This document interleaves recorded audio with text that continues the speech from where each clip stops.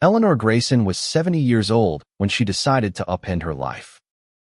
The decision came not from a place of whimsy, but from necessity, laced with a stubborn spark of defiance. Her children, scattered across the country, had urged her to move into a retirement home after her husband, Thomas, passed away. The old Victorian house on Maple Street, where they'd raised 3 kids and weathered countless storms, was too big for one person. They said, too old, too creaky, too much.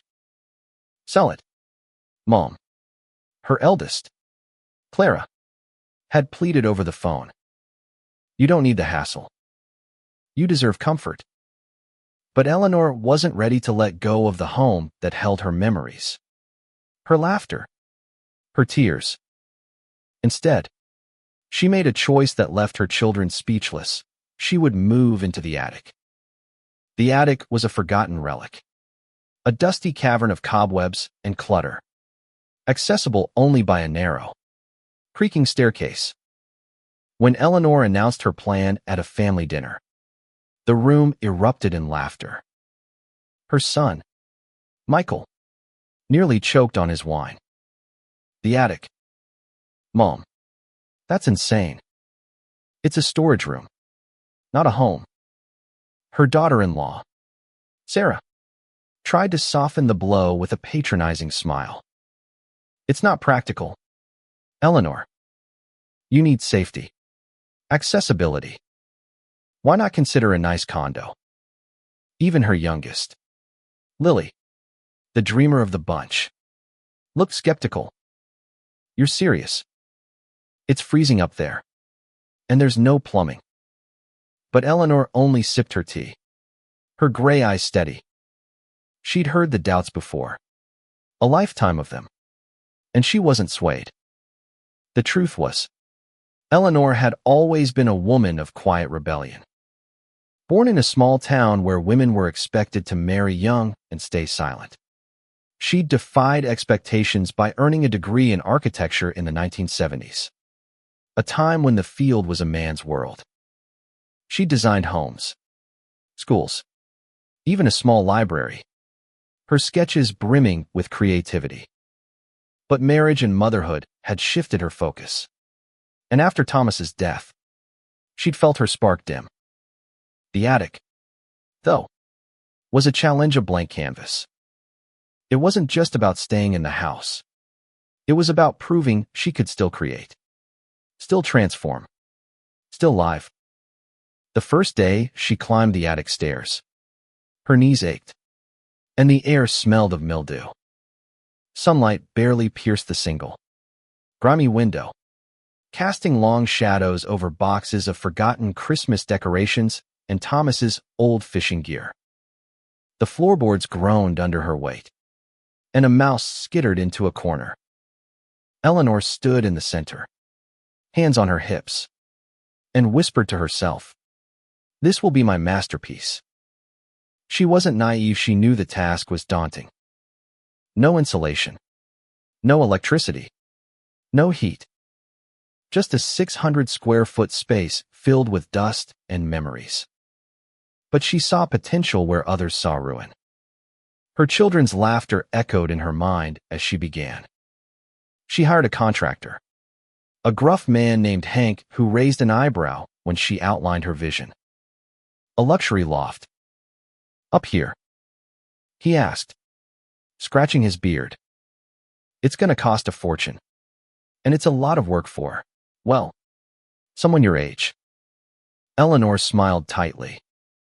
"I'm not dead yet, Hank. Let's get to it." She'd saved enough from Thomas's life insurance and her own modest pension to fund the project, though it would stretch her finances thin. She didn't care. This was her stand, her legacy. The first weeks were chaos.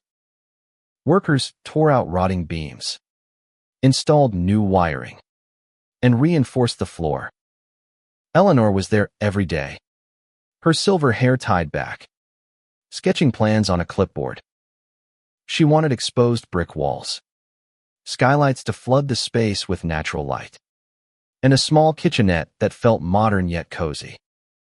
She envisioned a loft bed with a sleek staircase, a bathroom with a clawfoot tub, and a reading nook by a new, wide window. Her children called daily, their voices a mix of concern and exasperation. "Mom, you're going to bankrupt yourself," Clara warned. "What if you fall up there?" Michael added. Eleanor listened, nodded, and kept working. The attic began to change. The workers, initially skeptical, started to respect Eleanor's eye for detail. She'd point out a misaligned beam or suggest a warmer shade of paint, and they'd nod, impressed. Hank, who'd once doubted her, began calling her boss. One day, he found her sanding a piece of reclaimed wood for a custom shelf. "You don't quit, do you?" he said, half laughing. Eleanor wiped sweat from her brow. "Not when I've got something to prove." By the end of the first month, the attic had a new subfloor and insulation. The single window was replaced with a larger one, letting sunlight spill across the space. Eleanor would sit there at dusk, watching the town's lights flicker on, feeling a quiet thrill. She wasn't just building a home. She was rebuilding herself. The doubts her children's, the contractors, even her own faded with every nail driven, every wall raised. She thought of Thomas, who'd always believed in her dreams, and felt him cheering her on. But not everyone was cheering. The neighbors, curious about the construction noise, began to talk. Eleanor's lost it. Mrs. Jenkins from next door whispered at the grocery store. Living in an attic at her age. She's too old for that nonsense. Word spread, and soon the town was buzzing with gossip. Eleanor heard it all, but kept her head high. She'd faced worse than whispers in her life. Still, the weight of their judgment stung, a reminder of how the world often dismissed the elderly as frail, irrelevant. She channeled that sting into her work, sketching late into the night, her hands stained with paint and sawdust. One evening, as she sat among the half-finished walls, Lily visited. Her youngest daughter, now 35, stood in the attic, her eyes wide. "Mom, this is ambitious," she said, her tone softer than the others. "But why? Why not just sell the house?" Eleanor set down her pencil. "Because this house is me, Lily. It's where I raised you, where I loved your father. And I'm not done living yet." Lily didn't argue, but her silence spoke volumes. She left without promising to help, and Eleanor felt a pang of loneliness. Still, she pressed on, her vision clearer than ever. By the second month, the attic was taking shape. The walls were up, the plumbing was in, and the skylights were installed. Eleanor's savings were dwindling, but so was her doubt. She spent her days directing workers and her nights dreaming of the finished lofted space that would be hers, a testament to her strength. She imagined hosting her grandchildren there, showing them that age was no barrier to ambition. The laughter that had greeted her announcement began to feel distant, replaced by the hum of progress. Eleanor Grayson was no longer just an old woman in a big house. She was an architect, a dreamer, a force, and she was just getting started. As the third month dawned, the attic began to resemble Eleanor's vision. The exposed brick walls, sanded and sealed, glowed under the soft light of temporary work lamps. The new skylights caught the morning sun, casting golden patterns across the polished oak floor. Eleanor had chosen every detail with care, from the matte black fixtures to the creamy white paint that softened the space. The workers, now accustomed to her presence, moved with efficiency, their skepticism replaced by admiration. Hank, the contractor, had even started bringing her coffee in the mornings, a silent acknowledgement of her resolve. But the transformation wasn't without setbacks. A pipe burst during the bathroom installation, flooding the attic and ruining a section of the new floor. Eleanor's heart sank as she watched the water pool, her savings already stretched thin. "We'll fix it," Hank assured her. But the repair cost was another blow. Clara called that evening, her voice sharp. "Mom, this is exactly what we warned you about. You're in over your head."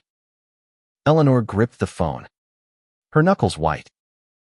"I'll handle it, Clara. I always do."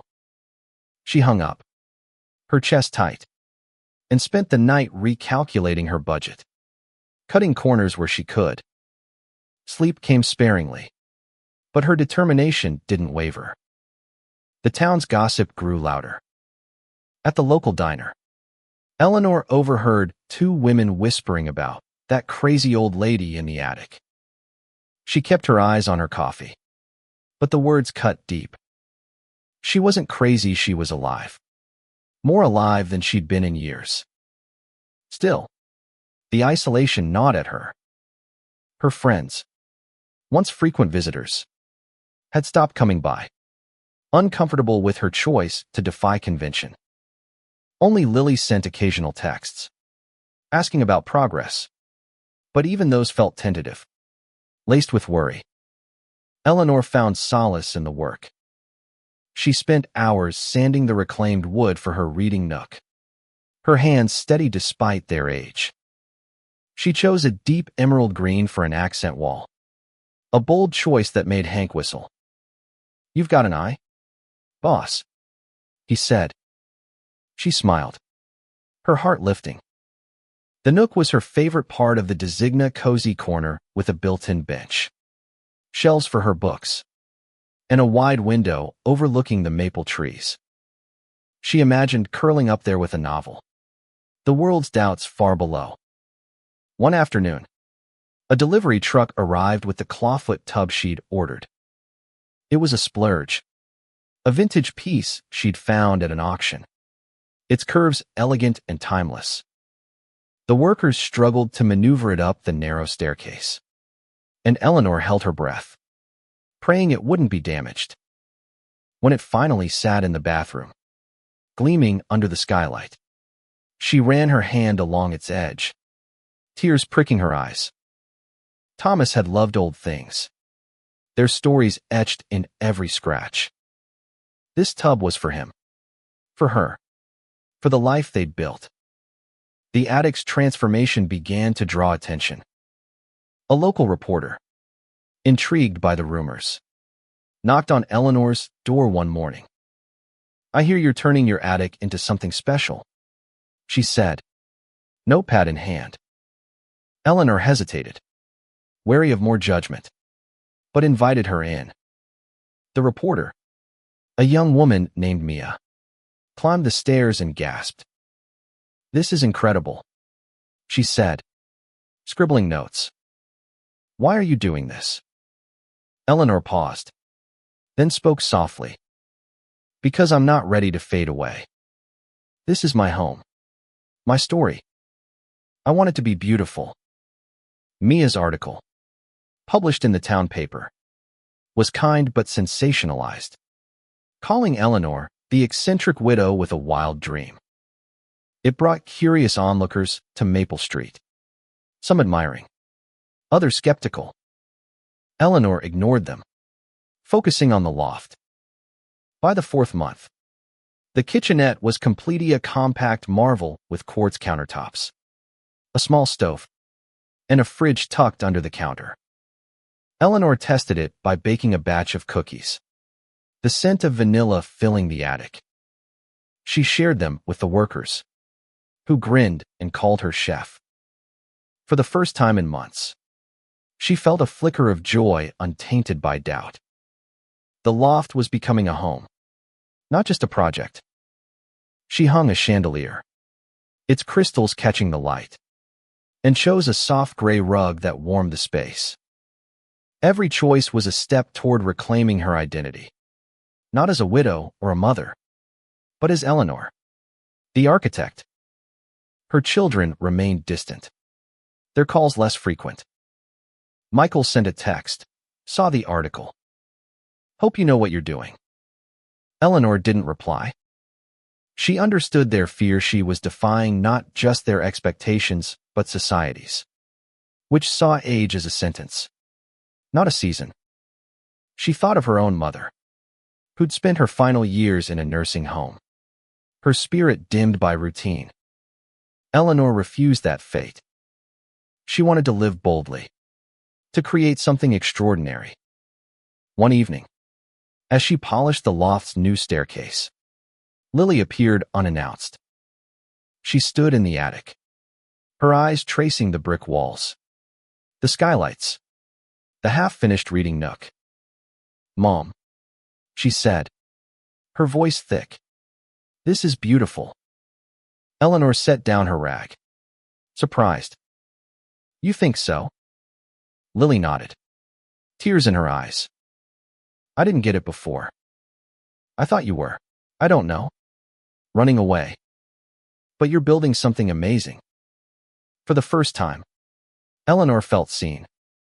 She hugged Lily, the warmth of her daughter's embrace a reminder of why she was fighting so hard. The 5th month brought new challenges. A storm damaged one of the skylights, and the repair costs pushed Eleanor to the edge of her budget. She sold a few pieces of jewelry, including a ring Thomas had given her, to cover it. The decision hurt, but she saw it as trading a piece of the past for a piece of the future. The workers, now a tight-knit crew, offered to work weekends to speed things up.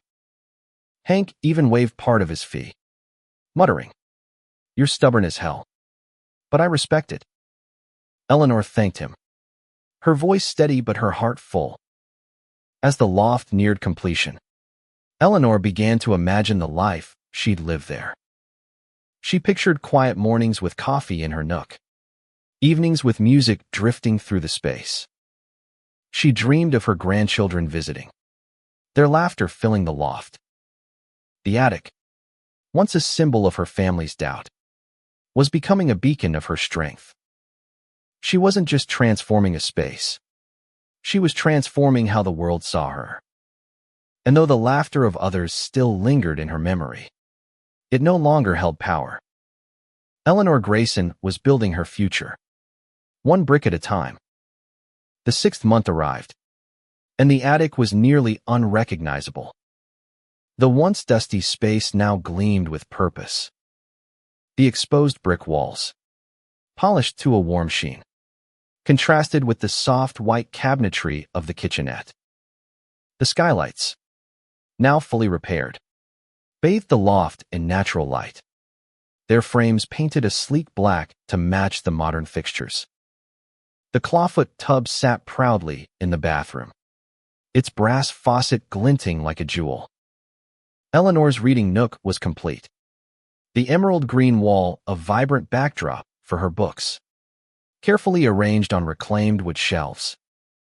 A plush armchair sat by the wide window, where she could watch the world below.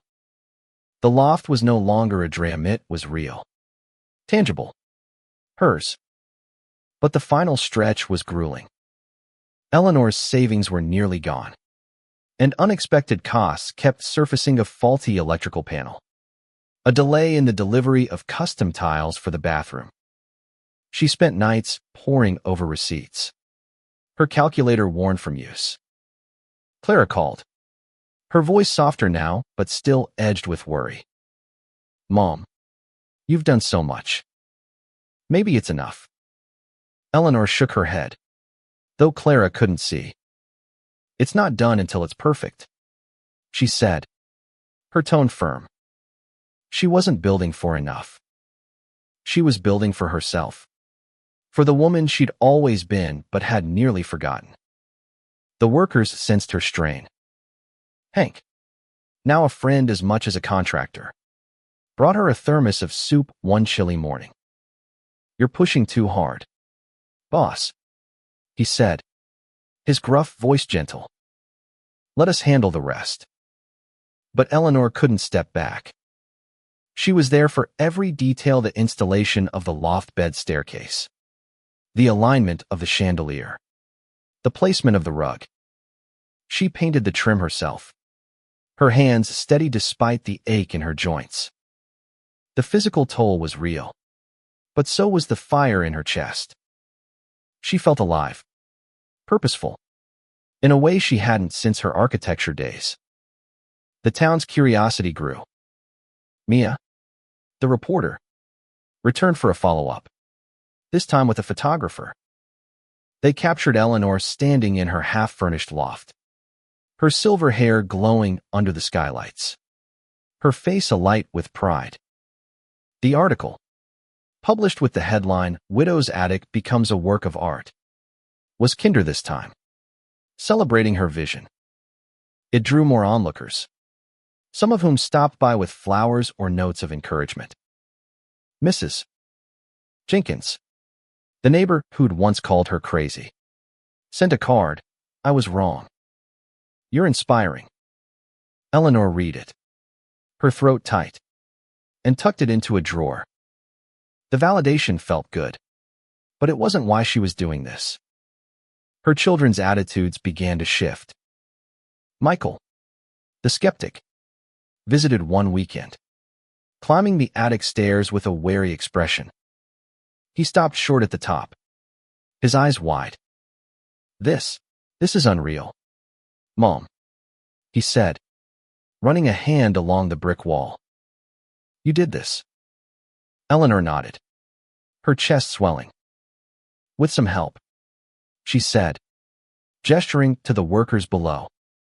Michael shook his head, a reluctant smile breaking through. I thought you were nuts. But this is incredible.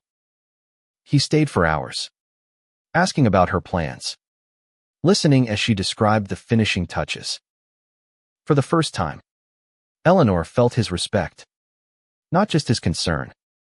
Lily became a regular visitor, bringing sketches of her own to share. She was an artist, always sketching in her free time, and the loft inspired her. You should teach a class, Mom, she said one evening, sitting in the reading nook. Show people how to do this, turn something old into something new. Eleanor laughed, but the idea took root. She'd always loved teaching. Mentoring young architects before life pulled her away. Maybe the loft could be more than a home. Maybe it could be a legacy. The final pieces came together slowly. The custom tiles arrived, their soft blue patterns echoing the sky through the skylights. Eleanor installed them herself, her knees protesting, but her heart steady. She hung curtains, creamy linen that softened the space, and placed a small dining table near the kitchenette, imagining future gatherings. The loft bed, with its sleek staircase, was both practical and elegant, freeing up floor space. Every choice reflected her past and her hopes, a blend of memory and ambition. One night, alone in the loft, Eleanor lit a candle and sat in her armchair. The space was quiet, the workers gone for the day. She looked around, her eyes tracing the lines she'd designed, the walls she'd fought for. She thought of Thomas, his gentle smile, his belief in her. You'd love this, she whispered, her voice breaking. The loneliness that had haunted her since his death felt lighter here, in this space she'd built. She wasn't erasing the past. She was honoring it, building on it. The 7th month loomed, and the loft was nearly complete. Only small tasks remained: hanging art, arranging furniture, adding plants to bring life to the space. Eleanor's budget was gone, but she bartered with a local artist for a painting, trading her old drafting table for a vibrant abstract piece. She found a second-hand sofa, its leather worn but soft, and placed it under the chandelier. The loft felt alive, a reflection of her heart. As the project neared its end, Eleanor began to plan an open house. She wanted to share the loft, not to boast, but to show what was possible. She sent invitations to her children, her neighbors, even Mia the reporter. The idea made her nervous. What if they didn't see what she saw? But she pushed the fear aside. This was her creation, her defiance, her joy. She wanted the world to see it. The night before the open house, Lily helped her hang fairy lights across the loft, their soft glow warming the space. "You did it, Mom," Lily said, her voice full of awe. "You proved them all wrong." Eleanor smiled, her eyes misty. "I proved myself right," she said softly. The laughter that had once mocked her was gone, replaced by the hum of a space transformed. The attic was no longer a place of doubt. It was a home, a masterpiece, a testament to a woman who refused to fade. The open house was set for a crisp Saturday in late spring, the air alive with the scent of blooming lilacs. Eleanor spent the morning arranging fresh flowers in vases, their vibrant colors echoing the loft's emerald and blue accents. The space was complete now, every detail polished to perfection. The chandelier cast a soft glow over the leather sofa, the reading nook invited with its plush cushions, and the kitchenette gleamed with its quartz countertops. The clawfoot tub, visible through the open bathroom door, added a touch of elegance, its brass faucet catching the sunlight. Eleanor stood in the center of the loft, her heart pounding with a mix of pride and nerves. Today, she would share her creation with the world. Her children arrived first. Clara, Michael, and Lily climbed the attic stairs, their voices hushed as they took in the space. Clara, usually so critical, stopped short, her hand on the brick wall. "Mom, this is stunning," she said, her voice soft with wonder. Michael nodded, his usual skepticism gone. "You turned this dump into a palace," he said, half laughing. Lily, already a believer, hugged her tightly. "I'm so proud of you," she whispered. Eleanor's throat tightened, but she smiled, guiding them through the loft, pointing out the skylights, the nook, the staircase she'd designed. For the first time, she felt their admiration, not just their worry. The neighbors came next, their curiosity outweighing their earlier gossip. Mrs. Jenkins, the one who'd called her crazy, gasped as she stepped inside. "Eleanor, I had no idea," she said, her eyes wide. "This is like something out of a magazine." Others echoed her, marveling at the exposed brick, the modern fixtures, the warmth of the space. Mia, the reporter, arrived with her photographer, snapping photos and asking questions. "This is more than a renovation," Mia said. "It's a statement." "What's the message?" Eleanor paused, then spoke clearly. "That age doesn't define you. You can still dream, still create, still live." Mia scribbled furiously, her smile wide. The open house drew a crowd, friends, neighbors, even strangers who'd read the article. They wandered the loft, touching the walls, sitting in the nook, admiring the tub.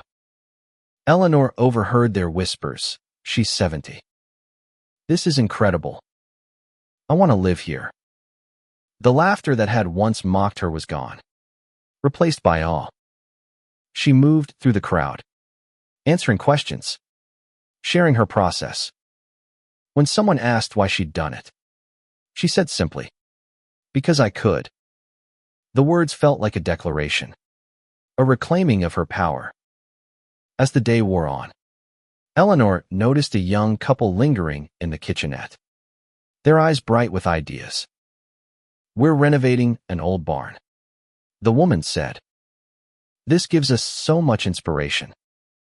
Eleanor spent an hour with them, sharing tips from her architecture days, sketching ideas on a napkin. It felt like stepping back into her younger self, the woman who designed buildings with fearless creativity. Others approached her too, a teenager who wanted to study architecture, an older man planning to downsize. Eleanor listened, advised, and felt her purpose grow. The loft wasn't just a home. It was a spark for others. By evening, the crowd thinned, and Eleanor sat with her children in the reading nook. Clara, usually so reserved, spoke first. "I was wrong, Mom. I thought you were making a mistake. But this is you." Michael nodded. "I didn't get it. I thought you were clinging to the past. But you were building a future." Eleanor's eyes stung, but she smiled. "I needed to do this for me," she said. "But I'm glad you see it now." Lily squeezed her hand. "You should teach, Mom. Share this with the world." The idea, planted earlier, bloomed in Eleanor's mind.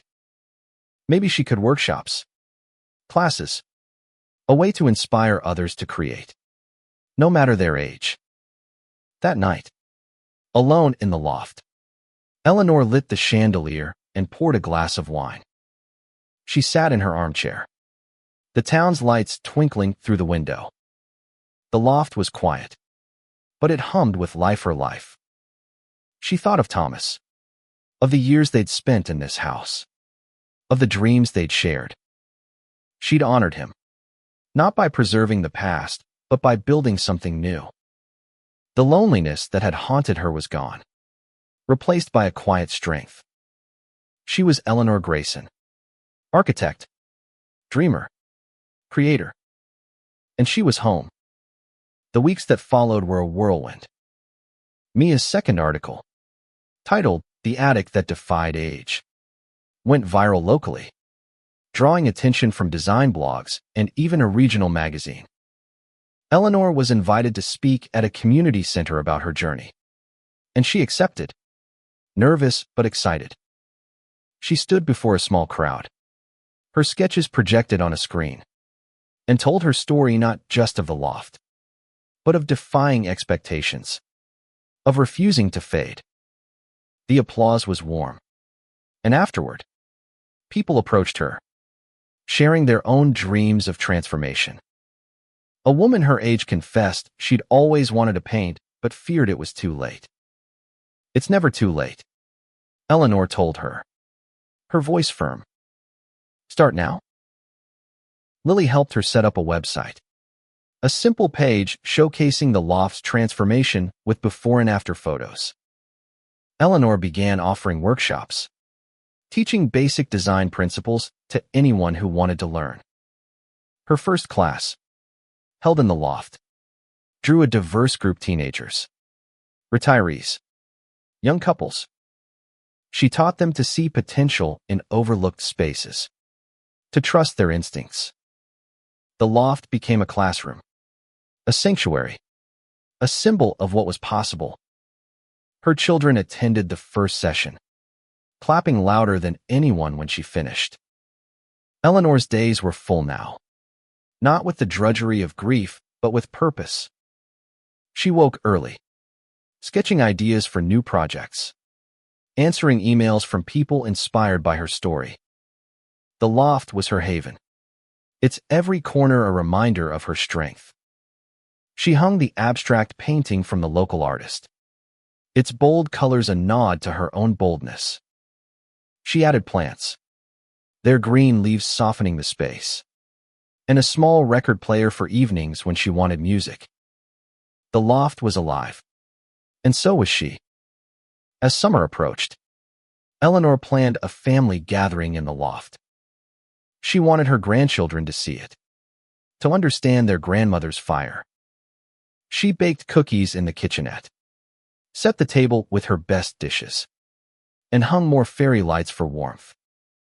The loft, once a place of doubt, was now a place of connection. She looked around, her heart full, and knew she'd done more than transform an attic.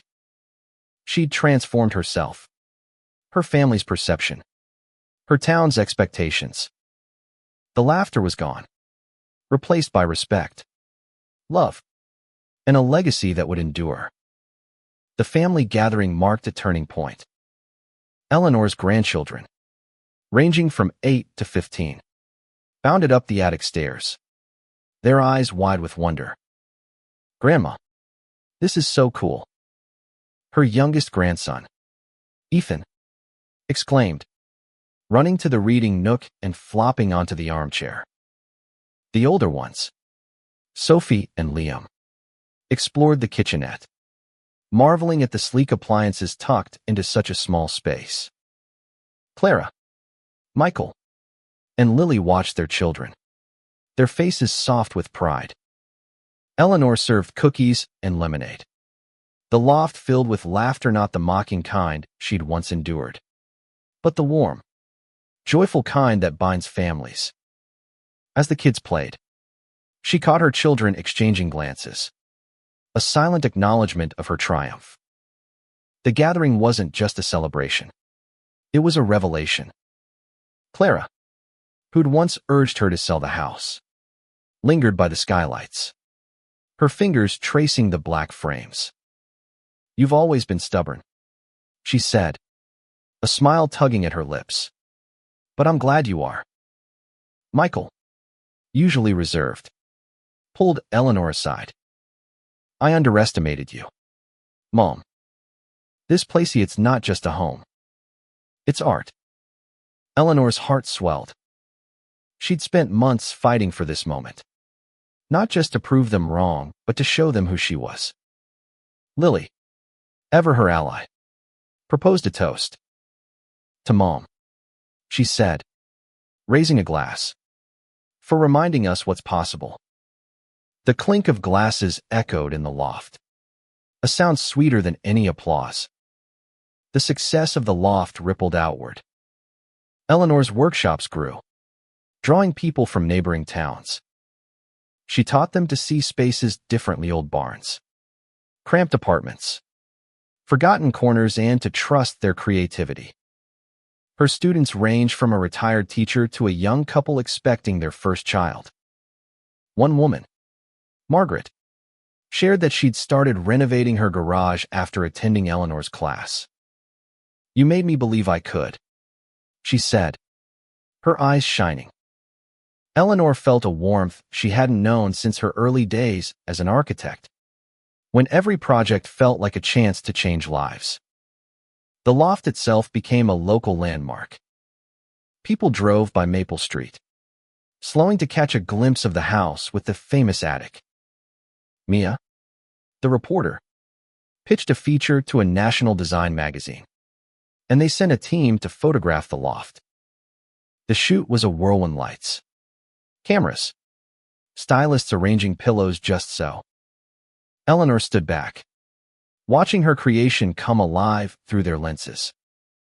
The article, published months later, called the loft a testament to resilience and reinvention, with glossy photos of the brick walls, the chandelier, the clawfoot tub. Eleanor kept a copy on her coffee table, not for vanity, but as a reminder of how far she'd come. Her children became her biggest advocates. Michael, a lawyer, helped her navigate the legalities of offering workshops, while Clara, a marketing consultant, spread the word online. Lily designed a logo for Eleanor's Classize, a stylized attic window with light streaming through. The collaboration felt like a new chapter for their family, one where Eleanor wasn't just their mother, but their inspiration. She began mentoring Lily in design, the two of them sketching together in the loft, their ideas blending across generations. It was a bond Eleanor hadn't expected, a gift born from her defiance. Financially, the loft was a gamble that paid off. The workshop's broad and modest income, enough to cover her bills and keep the house. Eleanor didn't need luxury. She needed purpose, and the Loft gave her that. She started a blog, at Lily's urging, sharing tips on small space design and stories from her journey. The blog gained a small but loyal following, with readers sending her letters about their own transformations. A shed turned into an art studio, a basement into a music room. Each letter felt like a thread in a larger tapestry, one Eleanor was helping to weave. But not every day was triumphant. Some mornings, Eleanor woke with aches that lingered, her body reminding her of her age. The loneliness of widowhood crept in at night, when the loft was quiet and Thomas's absence felt sharp. She'd sit in her reading nook, a book unopened in her lap, and let herself feel the grief. But then she'd look around at the walls she'd built, the light she'd captured, and feel a quiet strength. The loft wasn't a cure for loss, but it was a place to live through it, to create through it. One evening, a storm rolled in, rain drumming on the skylights. Eleanor lit candles, their flickering light dancing across the brick walls. She played an old jazz record, one of Thomas's favorites, and sat in her armchair, watching the rain. The loft felt alive, a sanctuary that held her past and her future. She thought of the laughter that had greeted her plan, the doubts that had weighed her down.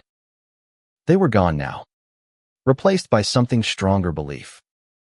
Belief in herself, in her vision, in the idea that life doesn't end at 70. As winter approached, Eleanor planned a second open house, this time to celebrate the loft's first anniversary. She invited her students, her neighbors, her family, and even Hank and the workers who'd brought her vision to life. The loft was festooned with fairy lights and greenery, the table laden with food she'd cooked herself. The crowd was smaller this time, more intimate, but the warmth was the same. People shared stories of how the loft had inspired them: a teenager who'd started sketching, a widower who'd renovated his porch. Eleanor listened, her heart full, knowing she'd done more than build a home. She'd built a legacy. The night ended with her grandchildren curled up in the reading nook, reading stories she'd loved as a child. Eleanor watched them, her eyes misty, and felt a peace she hadn't known in years. The attic, once a place of dust and doubt, was now a beacon of possibility. She'd transformed it.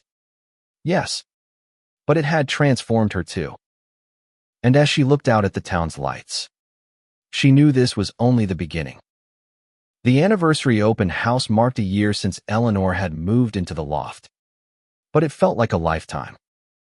The space, now a year old, had settled into itself, its corners softened by use, its walls warmed by stories. The fairy lights from the gathering still hung above the kitchenette, a reminder of the night's joy. Eleanor's life had changed in ways she hadn't imagined when she first climbed the attic stairs. The loft was no longer just a project. It was a home, a classroom, a symbol of what one woman could do when she refused to be defined by age or loss. Her workshops had grown into a small but thriving community. Eleanor taught twice a month, her classes filled with people eager to learn. She shared her knowledge of design, how to balance form and function, how to see beauty in the overlooked. Her students called her Professor Grayson, a title that made her laugh but secretly pleased her. She'd even started mentoring a few, including a shy teenager named Ava who reminded Eleanor of herself at that age, full of ideas but afraid to share them. "Draw what you feel," Eleanor told her, handing her a sketch pad. "The world needs your voice." Watching Ava's confidence grow felt like a victory as big as the loft itself. The blog, too, had taken on a life of its own. Eleanor posted weekly, sharing tips, photos, and reflections on her journey. Readers from across the country sent messages, some sharing their own renovation stories, others thanking her for showing that age was no barrier. One letter, from a 75-year-old man in Ohio, stood out. Your loft made me start building again. I thought I was done, but you proved me wrong. Eleanor framed it, hanging it near her reading nook. It was a reminder that her story wasn't just hers, it was a spark for others. Her family had become her biggest supporters. Clara, once the voice of caution, now shared Eleanor's blog posts on social media, calling her my incredible mom. Michael attended her workshops, taking notes like a student, and even helped her organize a fundraiser to cover materials for low-income students. Lily was her creative partner, designing flyers and brainstorming new class ideas. The Loft had brought them closer, not just as a family, but as collaborators in Eleanor's mission to inspire. Her grandchildren visited often, treating the Loft like a second home. Ethan, the youngest, declared he wanted to be an architect like Grandma. Eleanor laughed, ruffling his hair. You'll be better than me, she said. The town, too, had embraced her. The gossip that had once stung was gone, replaced by respect. Neighbors stopped by with baked goods, asking for design advice or just to chat. Mrs. Jenkins, now a friend, joined one of Eleanor's classes, laughing about her earlier doubts. You showed us all up, she said, her eyes twinkling. The Loft was no longer that crazy attic project, but a point of pride for Maple Street. A story the town told with admiration. Eleanor's days were full, but she made time for quiet moments. She'd sit in her reading nook at dawn, coffee in hand, watching the lights spill through the skylights. The Loft was her sanctuary, a place where she could be both the woman she'd been and the woman she was becoming. She kept Thomas's old fishing hat on a shelf, a small nod to the past, but the space was undeniably hers, every brick, every beam, every choice a reflection of her strength. One spring morning, a year and a half after she'd begun, Eleanor received an email from a National Design Institute. They'd seen the magazine feature and wanted her to speak at their annual conference. Your story of reinvention is one our community needs to hear, the email read. Eleanor stared at the screen, her heart racing. She'd never imagined her attic would lead to These's stage. A microphone, a chance to inspire thousands. She accepted, nervous but determined, and began preparing her talk, sketching visuals of the Loft's transformation. The conference was held in a sleek city auditorium, far from the quiet of Maple Street. Eleanor stood backstage, her hands trembling, her notes clutched tightly. She wore a tailored blazer, her silver hair swept back, feeling both out of place and exactly where she belonged. When she stepped onto the stage, the crowd was silent, expectant. She told her story, the laughter, the doubts, the attic, the loft. She showed photos, her voice steady as she described each choice, each challenge. This isn't about an attic, she said, her eyes scanning the room. It's about refusing to be invisible.